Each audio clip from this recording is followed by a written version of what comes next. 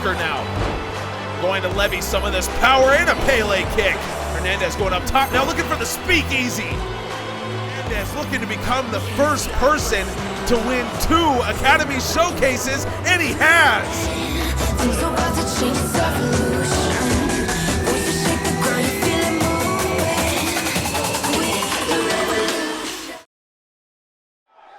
Hello everybody, welcome back to Wednesday Night Storm. I am your host, Yunsan Park.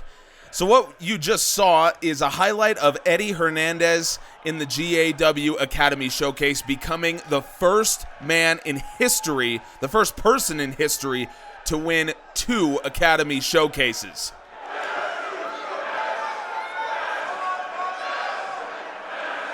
As a man who competed in the showcase, who has so much to owe to the showcase and what they did for me, I want to say congratulations to Eddie. Man, what you've done is an incredible accomplishment, and no one can take away from you that you made history by winning that match. And I think here in the Academy, we need to recognize what Eddie has done, and we need to congratulate him. So I want Eddie to come out here so I can tell him to his face what that win means for the Academy and for the recognition of the Academy.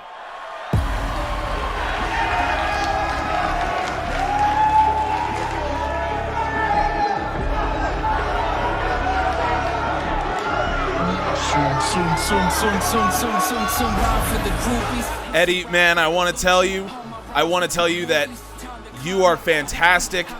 You've been doing a tremendous job, and we're proud of you for what you've done.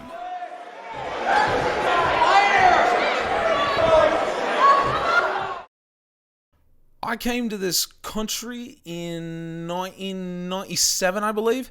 Ever since I've been here, it's almost like I've lived here my whole life.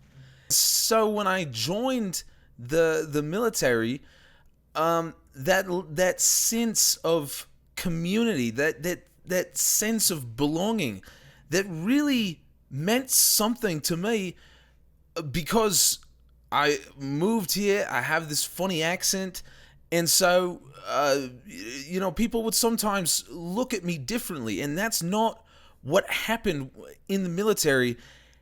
And so after the military, when I got the offer to go to professional wrestling, I felt that same sense of community, that same bond with my fellow wrestlers that felt so familiar to me. This is a sport that I love, that I'm passionate about. It really is. And every time I get to go out there and compete and fight, that it's the most valuable experience for me. It's what I love to do more than anything else.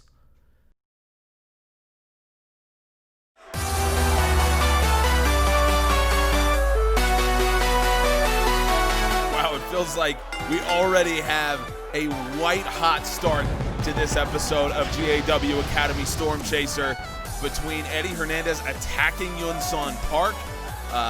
We saw a little bit from Flyboy. We've got another big announcement to make at the conclusion of this first match. This is crazy what is happening right now as Stormchaser really heats up.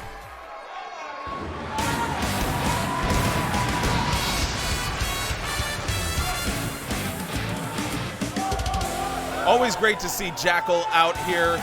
Jackal standing at 2-1 right now in the Stormchaser tournament, 5 points. So he is tied with Flyboy, who also sits at 2-1 with 5 points. You see La Tortuga Roja come out behind Jackal. Roja's taken really a mentorship role of the young luchador. And Roja, by the way, is 0-3. He's got a match later, which we will not see. But this one's going to be a lot of fun. These are probably the 2 best high flyers in the Academy right now.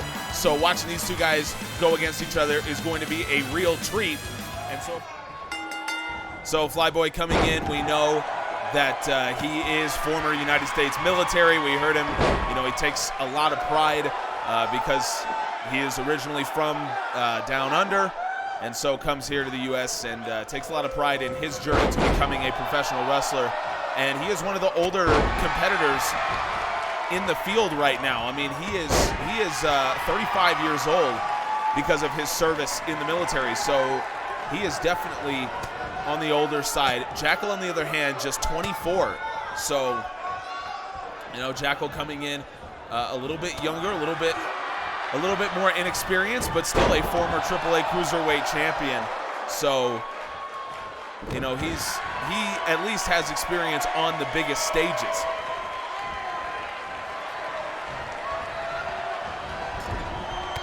We talk so much about the showcase because of Eddie Hernandez and the history that he made on episode 50 of GAW Wednesday Night Storm. Flyboy tosses Jackal into the corner, spear into the corner, backflip and a spear again. Referee took a tumble after that. Thankfully, he's making his way to his feet, and a leg drop guillotine from Flyboy. Flyboy is all over the place right now, as he usually is. Flyboy going up top, looking for the corkscrew senton. Makes full contact with Jackal's chest. Jackal able to fight him off, now up into the suplex position. Flyboy shifts his weight, gets behind, nice turnaround jab from Jackal. Jackal's got a few huge moves that he sets up throughout a match, and it's actually really, really fun to watch. Flyboy tosses him outside, and Flyboy now lines him up. Flyboy through the ropes into a DDT, and that might be a show of solidarity with Yunsan Park, who's been taken to the back for medical examination after the attack by Eddie Hernandez. Beautiful move by Flyboy, and now Flyboy far leg hooked of Jackal, and Jackal kicks out. We saw Flyboy beat Lieter, I believe 2 episodes ago, by suplexing him, kind of a slingshot suplex over the rope from the apron into the ring, and he actually picked up the win that way. So Flyboy, there are many ways that Flyboy can go get a win, as is the case with Jackal. So these are 2 guys that you can't exactly game plan for, how they're going to pick up their win. Flyboy now has Jackal up top, and Jackal sees the danger. Well done from the young luchador. And Jackal now, not known as a submission wrestler, but now has Flyboy into this kind of Texas cloverleaf maneuver.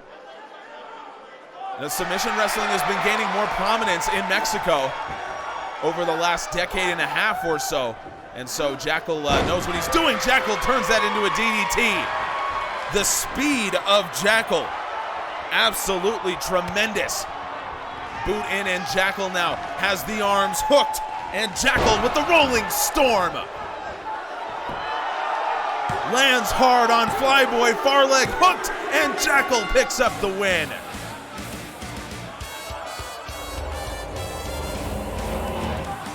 Great performance from Jackal to beat Flyboy.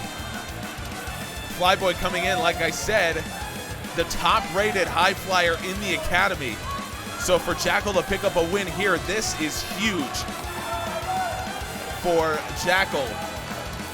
Hits Flyboy with the rolling storm, and that is just one of the moves that Jackal will use to great effect to pick up a win, and absolutely devastating. All of his weight crashing down on Flyboy's face. Tremendous win for Jackal, and you know that La Tortuga Roja is happy about it, seeing his young protege continue to dominate here in the academy, advancing to 3-1. So congratulations to him. We move over to the women's side right now. The big announcement that we have, Alex Nolan has been taken out of the competition. She was hurt last week. She could not continue with a knee injury. And so we have found a replacement, a woman making her GAW Academy debut. Let's check out Caitlin Dunlap. I walked through the locker room when I first got here. Disgusting. I walked past Asuka. Asuka's still the champion? I'm new to this sport, but I'm already the greatest wrestler in this company. I know that everyone says that. I get it. But everyone else is wrong. And I'm right. Look at everything I've done. I was voted the most beautiful woman in the world and voted the most athletic woman in the world. I was Miss USA and I was a CrossFit Games gold medalist. None of these women can even hope to compare with even one of those accomplishments. So I walked through here, I had to put boot covers on to avoid walking through the dirt and grime left by the sorry excuse for female wrestlers that we have in GAW and in the Academy. So thank God I'm here. I will clean up the women's division, I will clean up the Academy, and I will clean up GAW.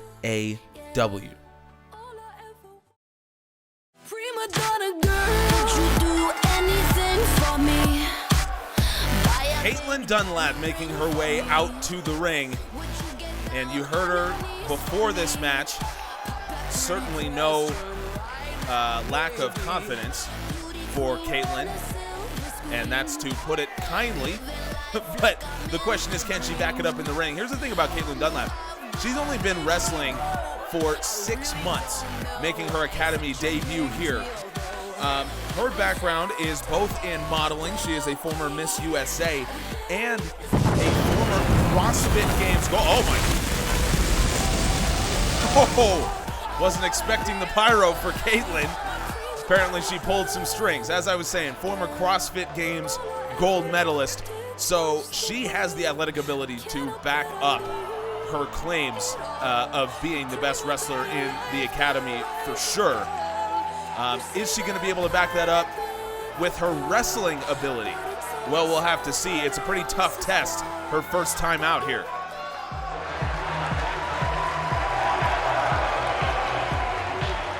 It's a tough test because it is Kristen Sakamoto who will step up against Caitlin. Sakamoto, if you remember, if you watched last episode, she beat her sister Catherine in kind of an upset with a rear naked choke. So Sakamoto coming in certainly on a momentum high right now. She's looking pretty good as the standings are concerned. She sits at 2-1 with 5 points. So Kristen is one of the tougher competitors here. Caitlin may have a little bit of an uphill battle to try to get her first win. Caitlin trying to start out hot.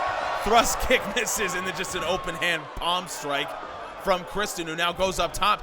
Kristen hangs her up on the top rope with a very unique swinging DDT. Now from the top, knees to the gut from Sakamoto.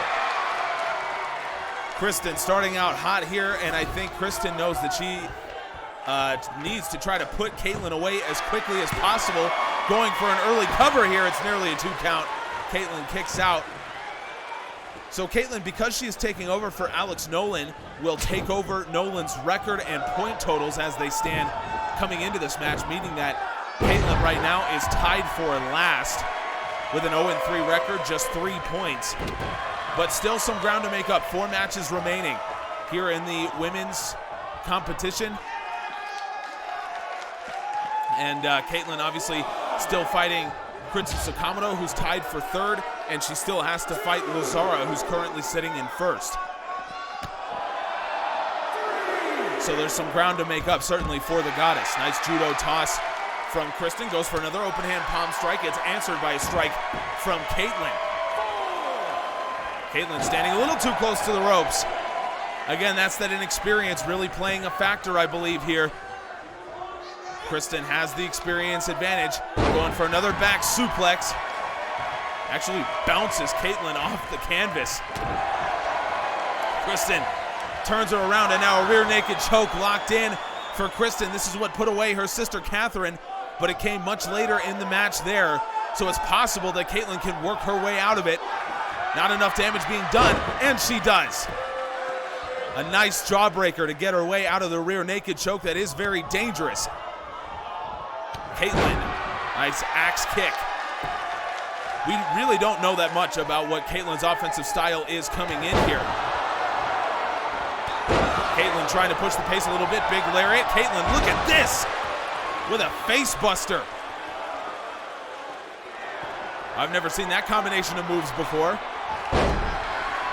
It was very hard to game plan against Kaitlyn. There is almost no film on Kaitlyn Dunlap. In fact, the way that Kaitlyn was found was actually by complete accident. So she actually was competing on the undercard of an event that Lazara was in about 6 months ago. And that's how Lazara got signed to the Academy. She won the title shortly after she debuted. But Kaitlyn just so happened to be competing on the undercard, and one of our Academy scouts just happened to see her and really liked what he saw. There was absolutely no film on Kaitlyn, so our scout had no idea who she was and actually had to go up to one of the trainers of the event in order to even learn Kaitlyn Dunlap's name. Kaitlyn now tossing Kristen out of the ring. Lawn dart style. Kaitlyn now going up top to the top rope, modified splash, and Kaitlyn, or Kristen I should say, gets the knees up. So there are some of our scouts here in the Academy that are very high on Kaitlyn Dunlap, even though she is so inexperienced in wrestling, and a big part of that is because of her CrossFit background. She is a tremendously gifted athlete, very, very strong. And obviously a cardiac machine is Kaitlyn Dunlap. So the later in the match it goes, it may be an advantage for Kaitlyn. Kristen now lariat over the top. Clothesline sends Kaitlyn to the ground. These women have been fighting all over the ring and ringside, because you know Kristen doesn't take too kindly to Kaitlyn coming in and coming in with a little bit of arrogance. Again, to put it kindly. And Kristen now lining up. PK blasts Kaitlyn right in the head with a big time PK, and Kristen goes for the cover, and Kaitlyn kicks out. That was the first really big test of Kaitlyn's Academy career, and she passed it, kicking out of the PK. And check this out now from Kaitlyn. Kaitlyn goes behind, bow before me. That's what Kaitlyn calls what we all know as natural selection. Ric Flair made it famous. Kristen kicks out. Both women kicking out of some big time moves to save themselves in this match. Almost more impressive that Kaitlyn did it. And Kaitlyn now comes off the ropes. And a springboard splash from Kaitlyn Dunlap, and Kaitlyn now, oh, she removed the turnbuckle pad in that corner. Removes that turnbuckle pad. We know that Kaitlyn certainly does not have, she doesn't have any kind of sentimental value when it comes to, keeping her honor in this sport, being so new. Kristen, on the other hand, probably not liking where Kaitlyn is coming in. Judo toss from Kristen. And I think we could be in the ending stages of this match. Both women going hell for leather right now. Kick from Kristen nails Kaitlyn, but an elbow out of the corner. That exposed turnbuckle could still become a problem for one of these women going forward. That is hard metal. Kristen going for the big lariat. Kaitlyn kind of mocking her for it. Almost made her pay, and a flying lariat from the goddess.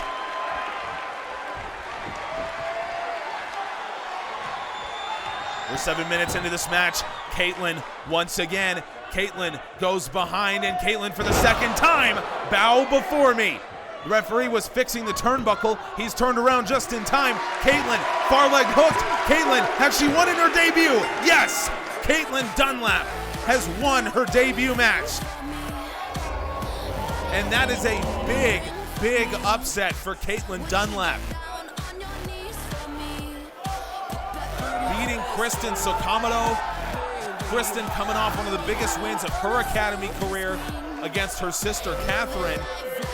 It looked like that top four was getting really jammed up with Lazara Yamamoto and both Sakamotos, and now Caitlin Dunlap adding 2 points to her total. So she now moves in with 5, and she is hot on Kristen's tail, 1 point behind, as Kristen will go to 6 with a 2-2 record. We could have a new star in the making here in the GAW Academy in Caitlin Dunlap. We will follow her career as it moves forward. Coming up next, we switch back to the men. Oliver Parker against the Lone Star, Garrett Gibson.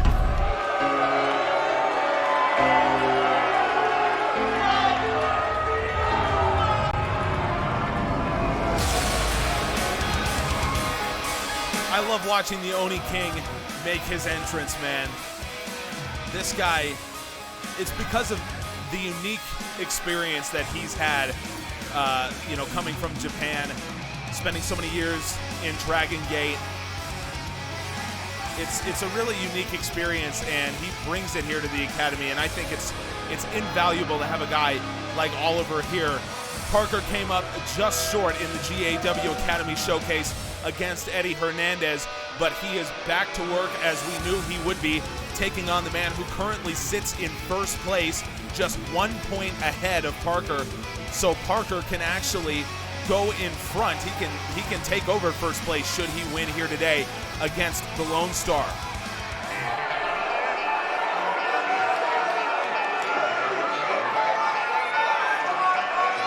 You want to talk about a clash of styles? This is it. The Lone Star, Garrett Gibson.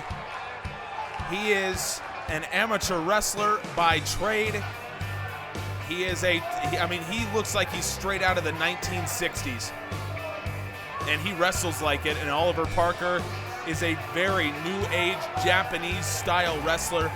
This is going to be a clash of styles, and this is going to be a lot of fun to watch, in my opinion, as the top 2 men in the standings right now battle it out in what will be Gibson's first of 2 matches tonight.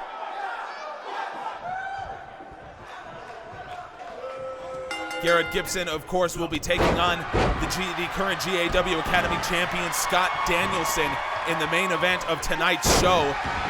It was an opportunity that he earned for himself by beating Danielson handily in the first week of Stormchaser competition. And really, it's a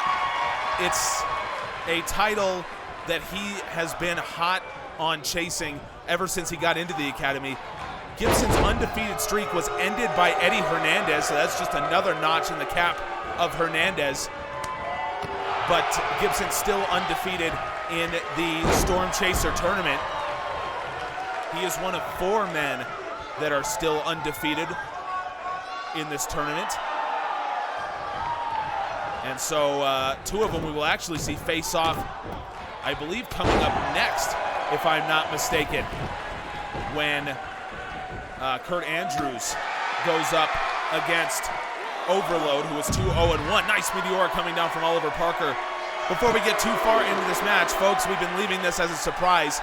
I am very, very happy to welcome on Aleister Black for a couple minutes to talk about the state of the GAW Academy. Aleister, first question to you, and you can take it from here. What do you think of the current state of the Academy? Well, I want to say, first off, thanks so much for allowing me to come on and allowing me to work with my schedule. You know, I'm out here in Seattle doing final preparations for the GAW Classic Final. Everybody tune into Tidal Wave, by the way. That fight's going to be amazing. I do want to say, when it comes to the Academy, I am so proud to be in a company that really prioritizes the youth. It really, and I wouldn't even say the youth, just prioritizes the people who weren't here to begin with. You know what I mean? Like, sometimes you see in the wrestling business, it feels like a gentleman's club, right? It feels like it feels like you have these people, you have a collection of people, and because of who they know, who they're friends with, and you know, where they've been, that's who they bring in. And so it means that you get some stagnation of talent. And I'm really, really proud to say that GAW just doesn't have the same thing. When you see these people down in the academy, I think every one of these men and women could probably be on the main roster right now and could certainly be in most other companies in the world. And so I'm very, very proud to be a part of this organization, even though I wasn't in the academy myself. And I want to talk real quickly about who I really like right now. Both these guys that we're watching, Oliver Parker and Garrett Gibson, I love both of these guys. I think they are tremendous. I think Garrett brings that level of amateur wrestling that we don't see very often. I mean, Cody Rhodes just gushed about the guy when he tagged with him a couple weeks ago. And when you look at Oliver Parker, you know, being Dragon Gate Trueborn, that's a huge deal. I've fought in Japan. I know what that's like. I like both these guys, and obviously on the women's side, how could you not love Yamamoto and everything that she's doing? The reality is the people that we're seeing here, I truly believe, are going to be at the GAW level very, very soon. I think you'll see them very, very soon. Thanks again for having me. Well, we want to thank Aleister Black for joining us, and right as we come back to talking about this match, Oliver Parker plants Garrett Gibson with the Brave Gate. Garrett Gibson kicks out. I think Aleister Black is absolutely right about what he says. This is the golden age of the academy that we are watching right now. The amount of talent that we have in here is unbelievable, and these two men are just pure examples of that. These two men could be main eventing almost any other show in the world, and here they are in the GAW Academy. It just goes to show how special the academy is, and the star power that is coming up right now. And Parker now has Gibson in trouble. Parker hits the Trueborn. Parker with the cover. Oliver Parker wins. And that is not what you want if you're Garrett Gibson. Oliver Parker hands Garrett Gibson his first loss in the Stormchaser tournament. And this is not good momentum going forward for the Lone Star, because in just a couple minutes, Gibson will have to take on the champion Scott Danielson, who I can tell you has already notched a win in his Stormchaser tournament match. So two guys coming in with very different momentum. Gibson will have to go to the back. He'll have to go to the locker room and try to figure this out and get himself ready for that title match coming up. We are coming closer and closer to that match, but first we have to go to another matchup between two undefeated opponents. 3-0 Kurt Andrews taking on 2-0-1 Overload. One man probably will be given their first loss in the Stormchaser tournament. Who will it be? Let's find out.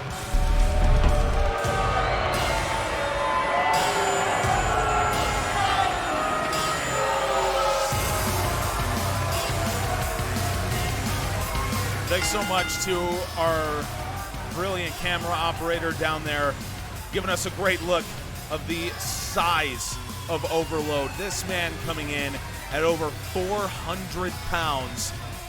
And I've been asked once again to remind you, Overload claims to have moved one of the Stonehenge monuments 6 inches to the left. I've been asked to remind you that once again. Overload is undefeated. He has one draw on his record after absolutely destroying a ring last episode with with another man's body. He destroyed that ring.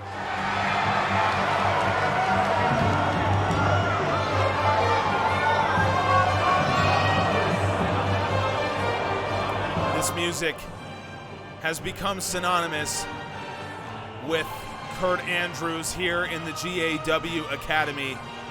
Kurt Andrews coming out once again with the XCW Intercontinental Championship. Go check out XCW on Facebook, by the way. Tremendous community over there. And Kurt Andrews is the current Intercontinental Champion. He is also the current PPW United States Champion. And you can also check out PPW over on Facebook, I believe. And go follow Kurt Andrews on Twitter over at jar_o_dirt. So go follow him. He's a tremendous follow. And you can keep up with all of his exploits all over the world. This man is the hardest working wrestler in the business, in my opinion, right now. Talking about being a champion in 2 different promotions and competing in the grueling Stormchaser tournament, which he is right now, in which he is 3-0. Kurt Andrews has earned the respect of a lot of people, myself included. Has he earned the respect of Overload? I highly doubt it. But Andrews will get the opportunity to beat some respect into the former world's strongest man in this match.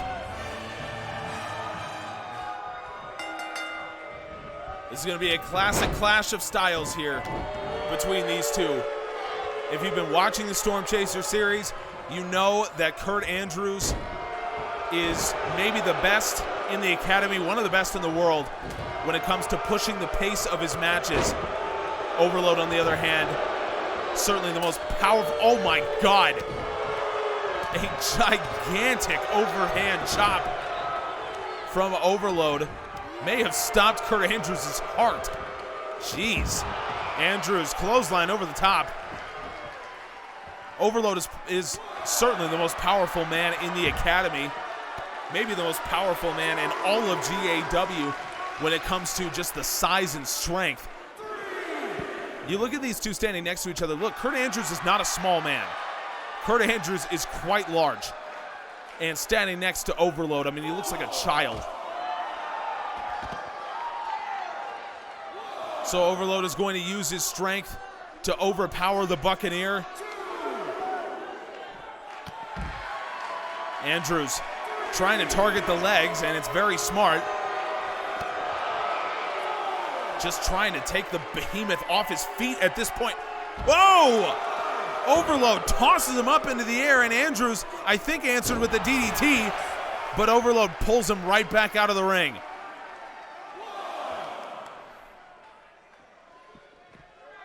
So these two brawling at ringside right now. You got to wonder what the game plan is for Kurt Andrews coming in, what he's going to be able to do against the overwhelming size of Overload, and he's going to find out real fast. Overload drives him into the canvas with a big-time slam, and Overload hooks the leg. Andrews powers out.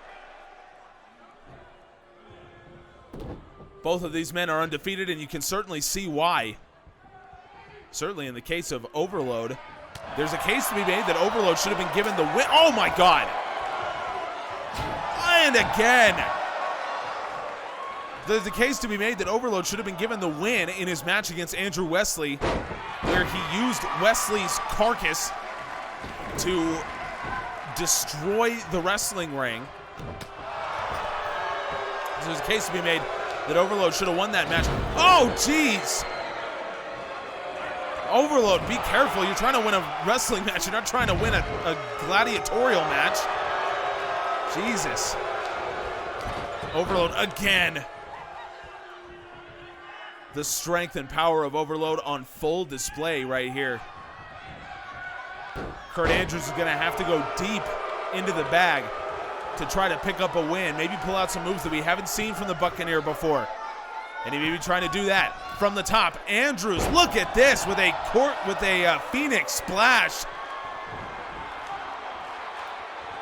It connects, and Kurt Andrews now gets the boot in. Andrews double underhooks. Oh my God, Andrews, that's a 400-pounder he's got up. Eye of the Storm. He just lifted up a 400-pounder and dropped him, and Kurt Andrews picks up the win. Once again, Kurt Andrews showcases what an incredible competitor he is. He wasn't able to push the pace of the match the way that he normally does, just because of the overwhelming strength advantage that Overload holds. But Andrews leaves it all on the line and hoists up Overload for the Eye of the Storm. 400 pounds that Andrews basically deadlifts onto his shoulder. What an incredible performance from Kurt Andrews, and the Buccaneer just continues to impress. He impressed in XCW, he impressed in PPW, and he is continuing to impress here in the GAW Academy.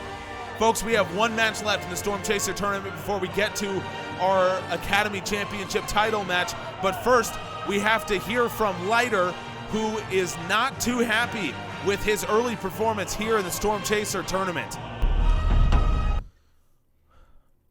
I'm going to make this really, really simple.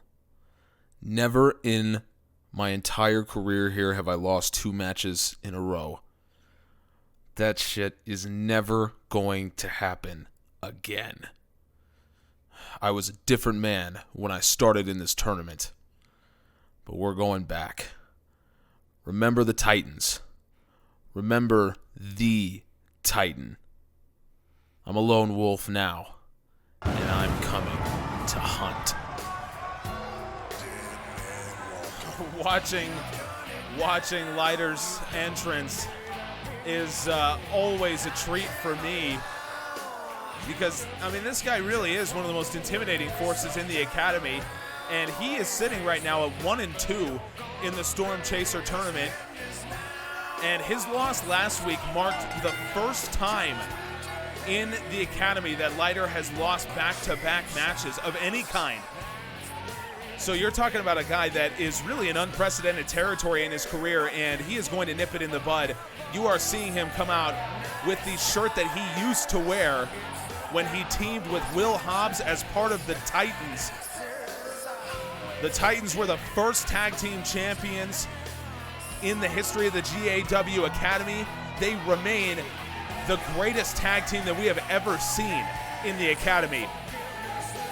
So Lieter really calling back to his time there, and what he said before the match. I think he is going to take a little bit of a different approach to his matches going forward.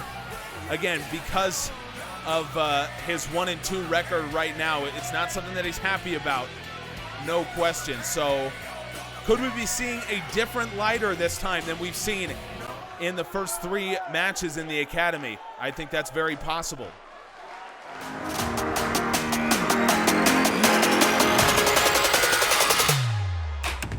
Lee Carr, it seems, drew the short straw today. Not that Carr is not capable of beating Lieter in this match. Certainly, no question. I mean, you're talking about a guy who is an underground fighting legend. He is rumored to be the only man to beat Kimbo Slice, who obviously is just an icon in the fighting game and in pop culture in general. So, this guy is for real. Lee Carr is for real. And he is capable of beating anyone on any day. But I still don't know if I would want to go against a newly motivated Lieter the way that he is right now. This is the last match of the Stormchaser tournament for this week before we get to our Academy Championship match. It's a newly reformed Lieter going up against the firework Lee Carr. I think the question that needs to be asked right now of Lieter is, Lieter! Carr going for the Hurricane Rana, and Lieter drops him with a power bomb. I do think you need to ask what kind of headspace Lieter is in right now.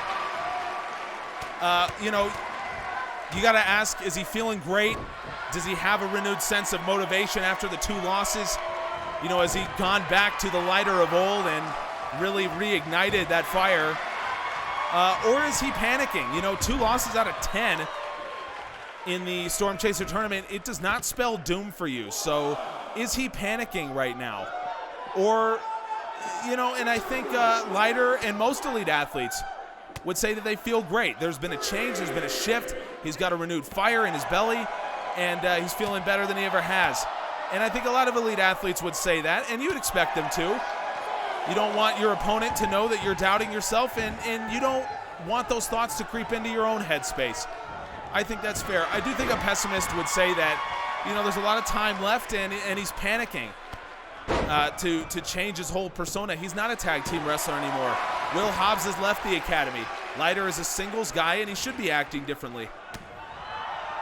I'm not saying I would say that. I'm saying that a pessimist about Lieter's situation might say that at this point. Lieter, check this out. Tiger driver. Spikes Lee Carr into the canvas. And Lieter sees that maybe the light is gone from Carr, goes for the cover. Carr kicks out. You want to stay on him, Lieter. You gotta stay there. Keep this momentum up. Carr has somehow got to his feet. I still don't know if he's home. Lieter goes for the big boot. Nobody there. Carr. Nice spinning drop kick from Lee Carr. So adept at those kicks. Leg hooked, and Lieter shoots the shoulder up off the canvas. Well, now Lee Carr is the one that maybe has the momentum. After avoiding the big boot that previously we called positive thinking. Lieter telling me he's got a new name for it now. Now has Lee Carr in the corner. Whips him into the other corner. Carr goes up, and Lieter saw what was going on. Lieter with a big boot to the gut. Big strike. Lieter going with the full Nelson locked, and Lee Carr able to get himself out of it. Lieter going for Titan's hammer, and Lee Carr saw it all the way. Carr now just trying to grind the pace of the match down with this top wrist lock.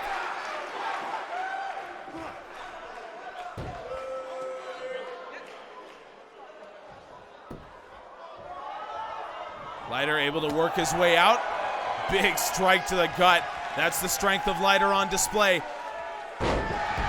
Headlock, and Lee Carr turns it into a flatliner. I think Lieter's head caught the ropes off that flatliner. Carr goes for the cover just to put a little bit of pressure on him. Carr has to lift Lieter up. Lieter was loading up for the strike, and Carr wisely Irish whips him into the corner. Carr still trying to push the momentum here.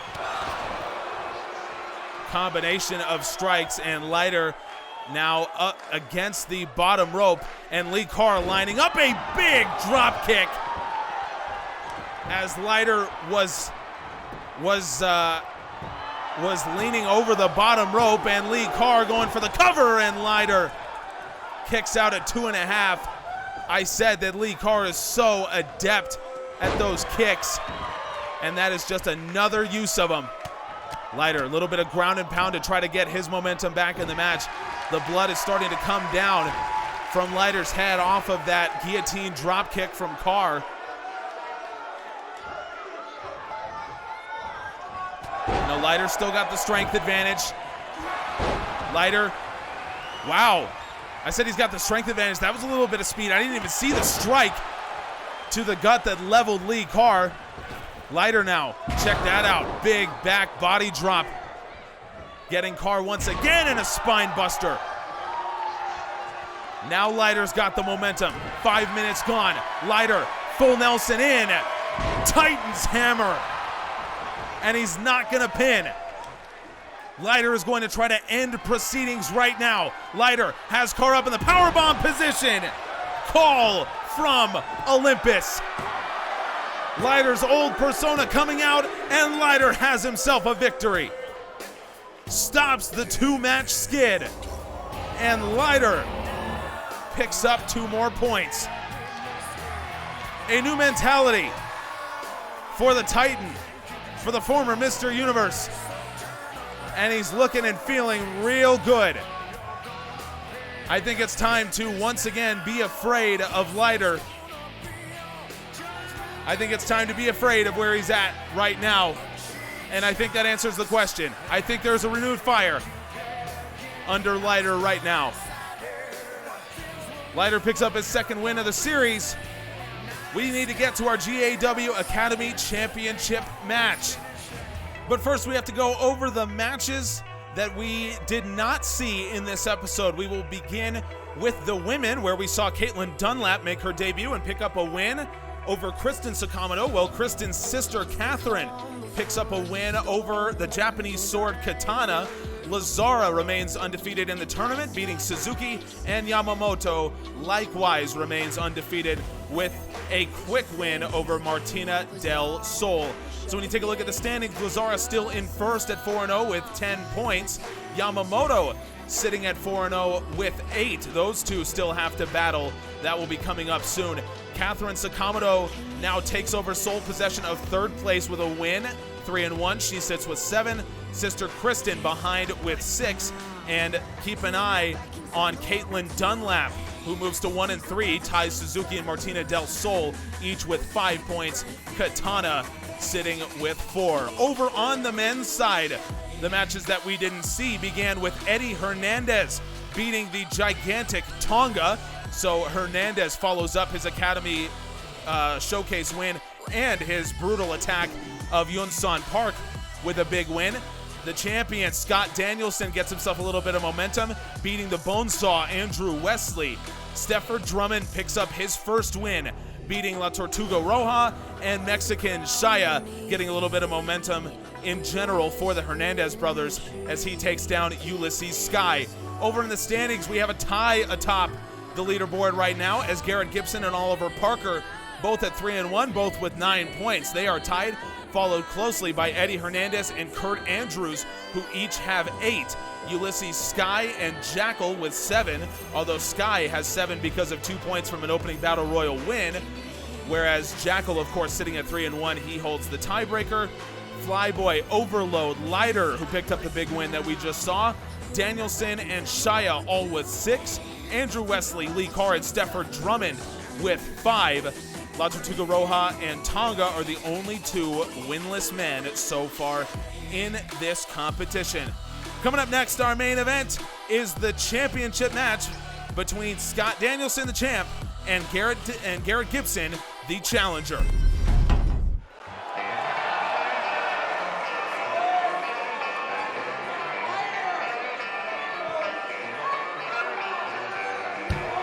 There seems to be no change in the demeanor and the expression of Garrett Gibson, despite losing his Stormchaser tournament match earlier to Oliver Parker, which moved him into a tie with Parker atop the standings. I don't know if Gibson knows what the standings look like right now, or if he just, after that loss, immediately started focusing on this match. I have a feeling that that's exactly what happened, because for Garrett Gibson, he has said the Stormchaser tournament is important, but he is here to win titles, and this is his first opportunity to do so.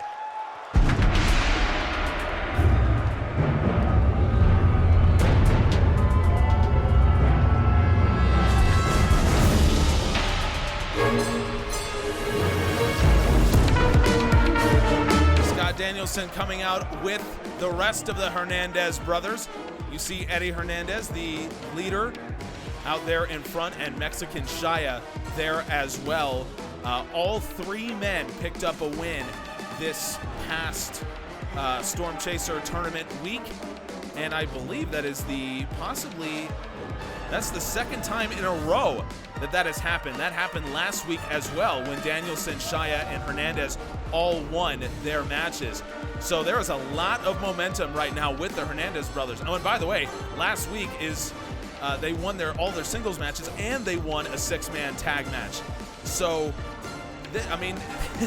there is a lot of momentum right now with the Hernandez brothers. And compared to where Danielson was 2 weeks ago, where he lost to Garrett Gibson, he lost to, I believe, Kurt Andrews. I mean, he looked like he was in serious trouble. Right now, you got to say all of the momentum is with the champion Scott Danielson as of now. So we'll see if Gibson is able to overcome that in his first championship opportunity here in the GAW Academy. It's the main event. The title is on the line for the first time since the Stormchaser series began. Let's get to it. Gibson looking as mean and motivated as ever, and you see it. Early clothesline from Scott Danielson, countered by Gibson, didn't even phase him. Gibson going for the knee, Danielson out of the way, and again, the lariat doesn't take Gibson down. The spear attempt, Gibson turns aside. This is the Garrett Gibson that we were expecting, but Danielson comes back with a big power move. These two are basically even when it comes to strength and power, even though Gibson does have a size advantage. Gibson coming in at about 3 inches taller and about 25 pounds heavier.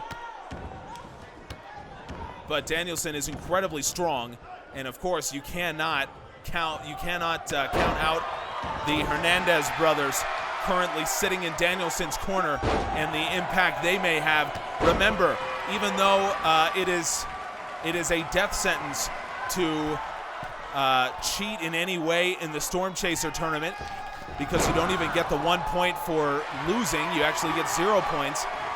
Not so. This is not part of the Stormchaser tournament, so the Hernandez brothers can take more risks, get themselves more involved, and they may do that. They helped Danielson win the title in the first place.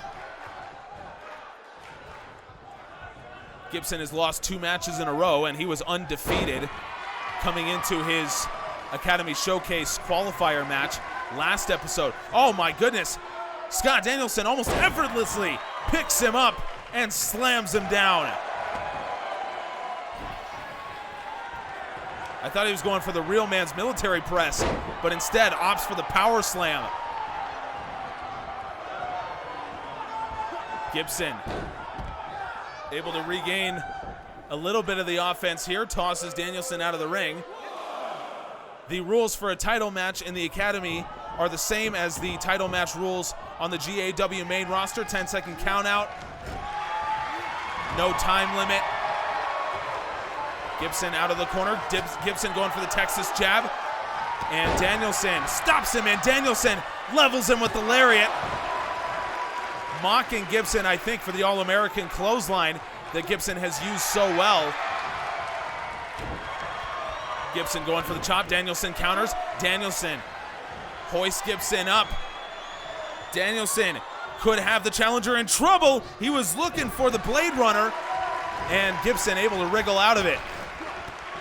Danielson, big boot, levels the challenger. Danielson going for the cover. Gibson kicks out at 2.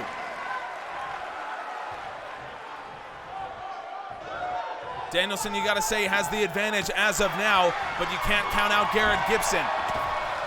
If there's one thing we've learned, it's that. Gibson from behind with the running bulldog. And now look at this, Eddie Hernandez getting himself involved, distracting Garrett Gibson as Danielson makes his way to his feet. But Gibson, I think he heard him, and so he turns around and wisely stops him in his tracks. Now you got to say the momentum belongs with the Lone Star. Hernandez loving it down there, All-American clothesline. Garrett Gibson may have just won himself a title. No, Eddie Hernandez. That surely would have been the end of the match. Eddie Hernandez distracting the referee. And Garrett Gibson now All-American clothesline again. This time it's ducked by Danielson. The referee's tossing Hernandez out, but a sit-out tombstone pile driver from Scott Danielson. The referee has tossed Eddie Hernandez. The referee has thrown Hernandez out of the match. Mexican Shaya still there in the corner. Gibson with a backbreaker.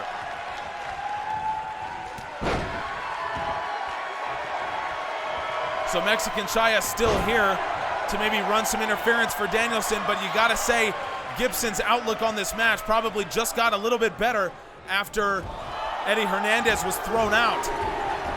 So now Hernandez has to watch from the back as Danielson potentially gets his title taken away. You can tell there's been a little bit of a change in the demeanor of Garrett Gibson. He feels a lot better about his standing right now. Gibson, nice little Texas jab. And there is Mexican Shaya. Shaya distracting Gibson from going for a cover, allowing Scott Danielson to get a little bit of his energy back. Gibson, look at this. Gibson, pile driver, sticks Scott Danielson. We don't see that very much from Garrett Gibson, but he calls it the sweet tea. Absolutely sticks Danielson, and oh my God, you gotta be kidding me. Mexican Shaya has once again cost Gibson the match. Mexican Shaya got up on the apron, distracted the referee, and Danielson with the blood pouring from his head is still in this match. This is what the Hernandez brothers do. Gibson has had the advantage for most of this match, and Danielson once again has him up in the tombstone pile driver position, sits out with it, and now Garrett Gibson is bleeding from a pile driver the way Danielson is as well. Danielson hoists him up. Scott Danielson again going for Blade Runner. No go! All-American clothesline! So, please, please. This is unbelievable. Ref, you already tossed Hernandez for doing this. Please toss Shaya. Gibson going for the cover, and Danielson kicks out. Unbelievable. Unbelievable, the Hernandez brothers getting themselves involved like this. They've cost Garrett Gibson the match on 3 separate occasions. 2 All-American clotheslines and a sweet tea, none of which got a real count from the referee because of the Hernandez brothers. Look at the strength from Gibson, hoisting Danielson up, really targeting that arm. Gibson trying to get the fans involved for one final push. You gotta feel Gibson, probably feels demoralized at this point. Power slam from the champ.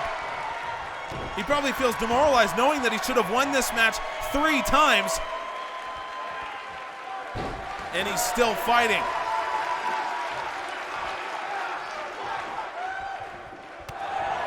Danielson again. Hoist Gibson up. No! Gibson with the back body drop. Danielson was trying to set up for the Blade Runner once again. And Gibson, look at this. Gibson trying to get himself back in. Texas jab. Yes, Garrett Gibson has put Danielson's lights out, possibly with the Texas jab. Grinding Danielson's head in with his knee. Garrett Gibson maybe setting up for what could be the kill shot in the match. All-American clothesline. It's the 3rd one. It's the 3rd one. Referee ignoring Shaya. Garrett Gibson is champion. Garrett Gibson is champion. And I gotta say that he deserves it. That was 2 All-American clotheslines and a sweet tea, all of which should have ended the match. And the referee didn't make a count on any of them because of the Hernandez brothers. Gibson fought a nearly flawless match tonight, and Garrett Gibson, deservedly so, will take the GAW Academy Championship, and you can see what it means to Garrett Gibson. He's not on the best run of form right now, but that championship makes up for it. Congratulations to the new champion, Garrett Gibson. We'll see you next week, folks, for more GAW Academy Stormchaser. Subscribe. We appreciate you.